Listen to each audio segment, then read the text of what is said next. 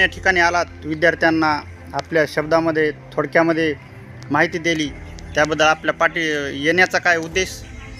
आपला येण्याचा उद्देश या ठिकाणी तिवठाणा या गावातील काही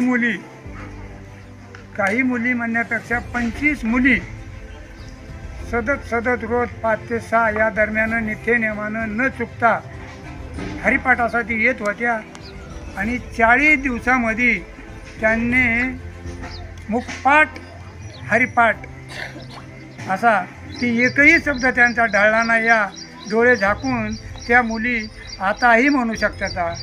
मी कुठला विचार न करता माझी परिस्थिती किती नाजूक जरी असली तर मला एक वाटत होतं की जे काही तिकडे मला 500 रुपये रोजानं शेतकऱ्याचे मिळत असेल त्याच्यासाठी ह्या गावच्या जर मुली माझ्या 500 रुपयाचं माझं नुकसान झालं आणि मुली जर शिकल्या लाख पट्टीनं पैसे मिळाले.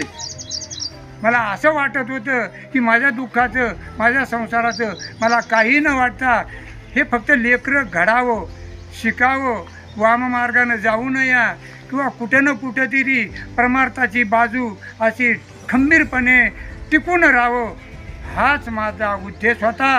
ह्याच्या पाठीमागची दुसरी कोणतीही भूमिका नाही. आणि हरिपाठ शिकवत असताना इनामोले सेवा दिली. ह्याच्याऐवजी ह्याच गावकऱ्यांनं किंवा दुसऱ्या पुरुष मंडळीनं आणि ह्या मुलीनं बी मला नाजूक अवस्था महाराजाची आहे म्हणून त्यांनी 100 रुपये स्वतः मायबापाकडून आणले आणि दक्षिणा म्हणून त्यांनी मला शेवटला दिलेली आहे.